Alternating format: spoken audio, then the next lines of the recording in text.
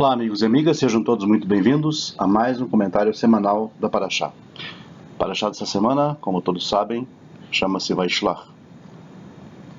A Parashá Vaishlach, nosso comentário começa com uma observação do Rabi Nachmanides. Ele diz o seguinte sobre esta Parashá. Esta porção semanal contém uma pista para as gerações futuras, pois tudo o que se passou com os nossos patriarcas, com os nossos pais, devido a Esaú, acontecerá conosco devido aos descendentes de Esaú. O eixo do episódio não gira apenas em torno do ocorrido naquele momento. A história que nos é contada nos revela apenas uma pequena parte, assim como os icebergs, cuja menor parte está acima do nível da água e a maior se encontra abaixo. De fato, essa história é uma miniatura, uma espécie de microfilme que, ao ser ampliado, revela-nos todo o seu desenrolar nos tempos futuros. Nós devemos observar essa porção, essa parashá, prestar bem atenção nela, e teremos então a chave para desvendar o futuro. Como disse o próprio Nachmanides, os atos dos pais, dos patriarcas, são um sinal para os filhos. Este episódio é um exemplo clássico desta afirmação. O encontro entre Jacó e Esaú não se resume apenas a um encontro entre indivíduos, mas possui um caráter histórico. Todo encontro que houve na história entre os descendentes de Jacó e de Esaú contém fundamentos daquele encontro primitivo, lá no passado, que teve seu momento crucial nos instantes que o antecederam. E o nosso texto diz o seguinte: E ficou Jacó a sós, e lutou com um homem com ele, até levantar-se a aurora. E viu que não podia com ele, e tocou-lhe na juntura da sua coxa, e desconjuntou-lhe a juntura da coxa de Jacó, em sua luta com ele. E disse: Não te deixarei ir, a não ser que me abençoes. E disse-lhe: Qual é o teu nome? E Jacó lhe respondeu: Meu nome é Jacó. E disse: Não, Jacó não mais será o teu nome, mas sim Israel, pois lutaste com o anjo de Deus e com homens e os vencestes. Como parece ser atual aquele combate entre Jacó e o anjo enviado por Deus. Somos familiares de nossa realidade e levam-se daquele combate naquela noite. Hoje, diante da simpatia que goza a chamada, por exemplo, causa palestina,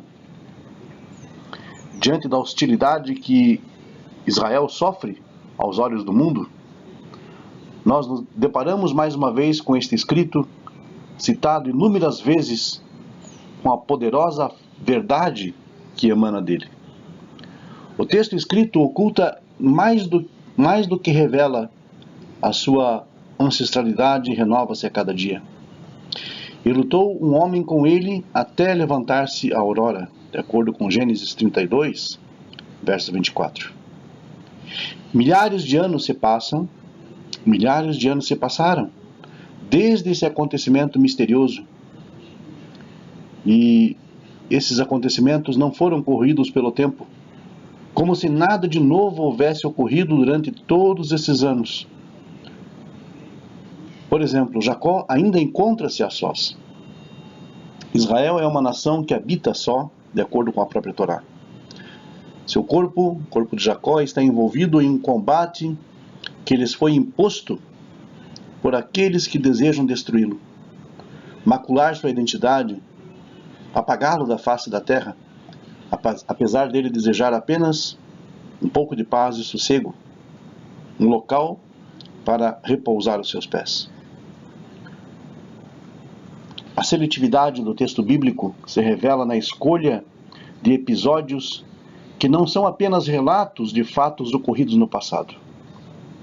Dentre todos os acontecimentos da época, foram escolhidos aqueles que contêm uma mensagem para as gerações futuras, que iluminam o futuro e que ajudam a interpretar os fatos atuais. Assim é este episódio. Não fosse o seu significado, seria apenas uma história misteriosa, envolta em segredos, talvez de valor duvidoso. No entanto, ela exerce a sua função ao depor sobre uma situação eterna. Suas camadas externas e visíveis mudam com o decorrer do tempo, mas o seu núcleo interior, a sua verdade primordial, permanece inalterada. Aquele que observar bem nosso texto constatará a profundidade da solidão de Jacó. Sua família e seus filhos, os quais eram os únicos que poderiam dar-lhe algum tipo de apoio, de sustentação, já haviam atravessado o rio e Jacó permaneceu sem qualquer apoio material na noite mais decisiva da sua vida. Deste momento em diante, na hora do combate, poderia contar apenas com o que carregava dentro de si mesmo, a sua personalidade, seus valores morais, sua força espiritual e seu Deus. Estas forças eram as únicas que dispunha naquele momento, quando foi atacado pelo homem misterioso. De acordo com a tradição, o anjo de Esaú, um anjo que encarnava toda a essência do caráter, do modo de vida, da cultura do povo de Esaú. O homem misterioso que atacou e pelejou contra tudo que Jacó simbolizava, aprendeu que não podia vencê-lo, que não podia derrotar Jacó. O confronto espiritual selvagem e persistente que antecipou o encontro material e real entre os dois irmãos inimigos terminou sem decisão. Apesar de todos os esforços feitos naquela noite, incluindo a noite no sentido mais amplo, no sentido histórico, Jacó continuou vivo neste mundo. No entanto, este encontro teve consequências dramáticas para Jacó. O nosso texto diz: "E tocou-lhe na juntura da sua coxa, e desconjuntou-se a juntura da coxa de Jacó em sua luta contra ele." O músculo da coxa é talvez o músculo mais forte que temos. É dele que dependem a postura ereta que temos e o nosso andar seguro. O combate não conseguiu derrotar Jacó, não conseguiu derrubar o patriarca ao solo, ou não impediu que ele se erguesse física e historicamente, mas o nervo da sua perna foi afetado. Ele ficou manco e indefeso. A partir desse instante, a condição material de Jacó no mundo torna-se instável. Será que ele viverá para sempre à sombra do perigo? A história diz que sim. Manco, machucado, ferido, mas vivo. Nunca terá à sua disposição a quantidade de recursos materiais e humanos que disporão seus inimigos. Seu destino será decidido pela quantidade dos seus tesouros. Não será decidido pela quantidade dos seus tesouros. Sua possibilidade de sobreviver entre outros povos que almejam destruí-lo e a sua capacidade de resistir, contrariando qualquer argumento racional, dependem exclusivamente da sua fidelidade a seus tesouros espirituais, suas forças mentais e suas qualidades morais. Nós sabemos que a nação de Israel era uma nação minúscula, se comparada com os grandes impérios mundiais da época, que se levantaram naquela época e também depois. Israel não podia contar com força territorial, com um grande exército. Nunca puderam contar com grande porção territorial, com tesouros grandiosos como nações como a Síria, o Egito, a mesma Babilônia. A força do tesouro de Israel estava apenas na sua espiritualidade. Era com isso, era essa a ferramenta que Jacó deveria trabalhar, que os descendentes de Jacó deveriam trabalhar. Era esse tesouro oculto em cada um dos israelitas, em cada um descendente de Jacó. E o texto de Gênesis 32, 25 nos diz que a luta ocorreu entre Jacó e o anjo até o levantar da aurora. Até então, continuou e continuará o combate. Enquanto a noite reinar, enquanto a escuridão pairar sobre o mundo e a poeira do combate estiver no ar, parecerá ao inimigo que ele está vencendo. Ele acredita na sua superioridade material, certamente que a sua superioridade material, sua força, seu poder, certamente lhe dará a vitória definitiva sobre o povo de Israel. Mas, ao levantar-se a aurora, à luz do sol, vai ser revelado o vigor moral e a verdade do compromisso histórico. O anjo desiste do seu ataque e pede que ele possa ir embora, porque já vem rompendo a aurora. Neste momento é Jacó quem se nega a interromper o combate. Agora ele quer lutar mais ainda, mais do que nunca. Ele foi atacado. Neste momento que ele está exausto, mancando, não está disposto a encerrar a luta dessa forma. Ele então agora dita as regras. Ele agora tem as cartas na manga, as cartas na mão, e ele dá então as regras para a trégua. Não te deixarei ir, diz ele, a não ser que me abençoes. Gênesis 32, 27. Eu não te deixarei ir, meu eterno oponente, pois vês a mim como um obstáculo à tua vida. Eu vou te seguir com a força que me resta, até que admitas a tua derrota e a incorreção dos teus intentos. Agora, à luz do sol, ao ser revelada a minha justiça, você deve me abençoar. Reconheça e proclame a todos que eu não mereço o desprezo e o ódio apenas em razão do meu caminho especial entre os homens. Pelo contrário, eu mereço ser abençoado, pois sou o abrigo, sob o abrigo do meu caminho, toda a humanidade será iluminada e deverá ser abençoada. E esta foi a bênção. Gênesis 32, verso 29. Jacó não mais será o teu nome, senão Israel, pois lutaste com o anjo de Deus e com os homens e o venceste. Da escuridão, Jacó emergiu, tornando-se um fenômeno histórico único. Passados milhares de anos, outros povos olharão esta pequena tribo, parcos recursos, a quem durante o passar dos séculos faltaram meios básicos de sobrevivência, e eis que ela sobreviveu. Apesar de manca, ferida, devastadoras forças da natureza e da história, diante de todas elas, e a despeito de todas elas. Esses mesmos povos, então, reconhecerão que Israel é a prova incontestável da nulidade da força bruta, da violência material como único recurso possível para a sobrevivência da sociedade humana. O eterno Jacó será a prova viva da vitória do Espírito sobre a força. Os sinais e os prodígios vêm de Deus onipotente, que se revela na existência miraculosa daquele que é mais fraco de forma aparente. Da aflição de Jacó e da profundeza dos seus terríveis sofrimentos, o nome Israel surge como uma coroa na cabeça do povo, que em seu sufixo El traz gravado nada mais nada menos que um nome divino agregado ao seu próprio nome, em sua essência e na particularidade do seu destino único.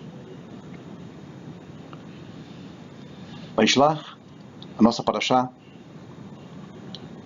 como sabemos, ela começa com a volta de Jacó, depois de mais de 30 anos longe de casa, dos quais 20 anos foram passados na casa do seu tio Labão, trabalhando para ele. Como principal motivo da viagem de Jacó havia sido fugir da fúria do seu irmão, que queria matá-lo, a primeira providência de Jacó foi enviar mensagens apaziguadoras para seu irmão, na tentativa de promover um reencontro amigável, pelo menos. E ele começou com a seguinte mensagem: com Labão eu vivi e permaneci até agora. Gênesis 32:5. E Urashi explica que as palavras de Jacó tinham um duplo sentido, pois a palavra vivi ou morei, no hebraico garti, se for rearranjada de uma outra maneira, por um método chamado temurá, nós teríamos tariag. Garti, eu vivi, eu morei. As palavras, as letras rearranjadas, nós teríamos então tariag. E a palavra tariag denomina nada mais, nada menos que as 613 mitzvot do povo judeu, o número de mitzvot da Torá. De acordo com Rashi, Yaakov, ou Jacó, estava dizendo para o seu irmão Esaú, que apesar de ter passado tanto tempo com Labão, uma pessoa completamente desonesta e trapaceira, mesmo assim, ele cumpriu os mandamentos da Torá e não aprendeu nada com os atos maus de Labão. Porém, essa explicação do Rashi é deveras difícil de ser entendida, pois não parece ser esta uma mensagem de reconciliação. Pelo contrário, aparentemente a intenção de Jacó seria intimidar o seu irmão Esaú, mostrando que ele era uma pessoa íntegra e por isso certamente Deus o protegeria em um confronto qualquer. Portanto, se o propósito era uma tentativa de apaziguar seu irmão, como entender as palavras aparentemente intimidadoras de Jacó? O Rav Israel Meir HaKohen, mais conhecido como Hafetz Haim, explica as palavras de Jacó de uma maneira muito interessante. Ele afirma que Jacó não estava atacando Esaú com esta afirmação. Pelo contrário, ele estava tranquilizando seu irmão. Quando Jacó disse que cumpriu as mitzvot e não tinha aprendido com os atos escusos de Labão, ele estava fazendo uma grande autocrítica e por isso estava comunicando a Esaú que não havia nada a temer. Mas qual teria sido exatamente a autocrítica, a crítica pessoal que Jacó fez a si mesmo? Os sábios da abençoada memória explicam que Labão era uma pessoa extremamente ágil em cometer maldades e trapaças. Era uma pessoa que vivia num ambiente hostil à honestidade. Quando permitiu que suas filhas se casassem com Jacó, ele cobrou muito caro pelo dote, fazendo com que Jacó tivesse que trabalhar 7 anos por cada uma das filhas. Tempo absurdo. Além disso, ele trocou as filhas no momento das núpcias, não cumprindo a sua palavra, o seu trato. E para completar, então, Labão trocou as condições de salário de Jacó, trocava a todo instante as condições de salário, descumpria a todo instante aquilo que havia prometido em termos de salário, sempre buscando alguma forma de levar vantagens em cima de Jacó. Assim, Jacó estava dizendo para Esaú que apesar de ter cumprido as 613 mitzvot durante todos aqueles anos, ele não havia feito com o mesmo fervor que Labão cometia as suas transgressões. Jacó estava reconhecendo que não havia aprendido a ter agilidade nos seus bons atos, no mesmo nível que Labão tinha com relação aos seus atos maus. Desta explicação do Hafetz Haim, aprendemos uma incrível lição. Nosso cumprimento de bons atos é julgado em comparação com a forma como os Rechaim, os malvados, cometem as suas transgressões? Se os Rechaim, os ímpios, os maldosos, fazem os seus atos maus com mais entusiasmo do que nós cumprimos nossos atos bons, isto se transforma em uma grande acusação espiritual contra nós. Por isso mesmo, nós temos que tomar muito cuidado para sempre fazermos as mitzvot, cumprirmos a nossa parte no pacto com agilidade, alegria e fervor, pois é assim que, infelizmente, os Rechaim cometem as suas inúmeras transgressões. Este conceito também é trazido pela Torá em outro episódio que teve grande importância para o povo de Israel. Quando Bilam, nas nossas traduções, em português temos Balaão, quando Balaão, o grande profeta dos outros povos, partiu para amaldiçoar o povo de Israel, a Torá descreve que ele se levantou cedo pela manhã. E essa terminologia cedo, levantar-se cedo, nós temos no hebraico vayakam, se levantou. E o Midrash Rabbah, nos descreve que quando Deus viu esta agilidade de Bilam para fazer a enorme transgressão de amaldiçoar um povo inteiro, ele exclamou: seu maldoso, Abraão, o patriarca deles, já te superou, pois está escrito em relação ao episódio da Akedat Yitzhak: e Abraão madrugou, Vayashkem, Bimidbar 22:21. Apesar da linguagem Vayakam, que está escrita em relação a Balaão, se referir a acordar cedo, a linguagem usada em relação a Abraão, Vayashkem, significa acordar ainda mais cedo, acordar antes de Balaão. Portanto, Deus estava informando a Balaão que Abraão, em sua vontade de cumprir a vontade de Deus, em seu desejo de cumprir a vontade de Deus, havia se levantado mais cedo ainda que o próprio Balaão, quando tentou amaldiçoar o povo judeu. Mas qual a mensagem que o Midrash estaria nos ensinando? Na prática, o que importa qual dos dois acordou mais cedo? Explica o Rav Yohanan Geffen que a grande força de maldição de Balaão era mostrar para Deus falhas nas pessoas ou nos povos, e com isso despertar um julgamento celestial mais rigoroso sobre seus inimigos. Foi justamente isso que ele tentou fazer contra o povo de Israel. Balaão queria retratar o povo judeu de uma maneira negativa, ao mostrar que o povo, ele fazia seus atos de maldade com muito mais agilidade e fervor do que o povo judeu cumpria as suas mitzvot.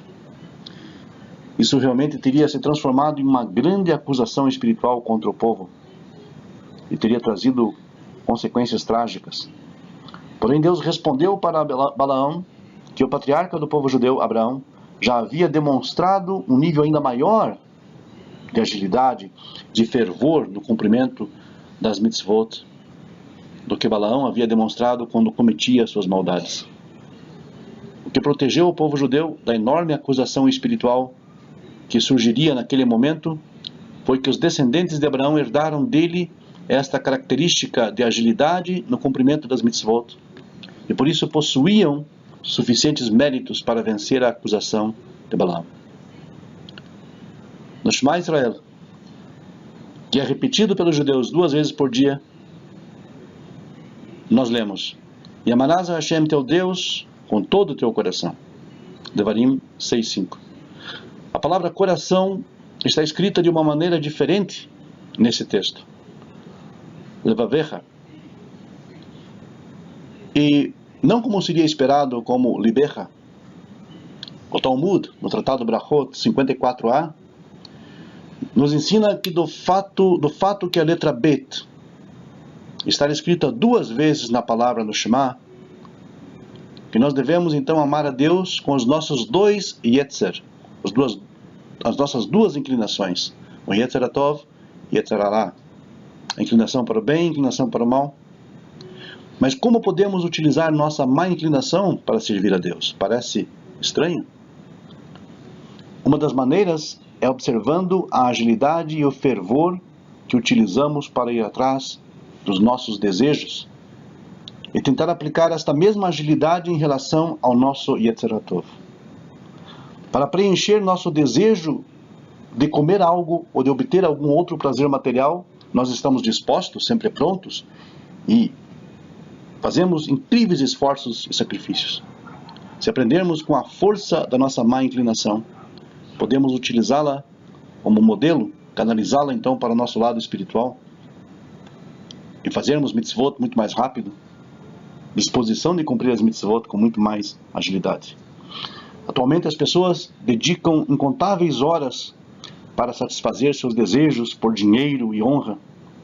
Muitos chegam a passar noites a fio, sem dormir, para atingir suas metas, seus objetivos.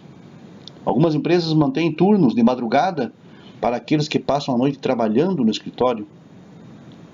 Por que não utilizar esse mesmo potencial para manter a quantidade de horas de estudo da Torá?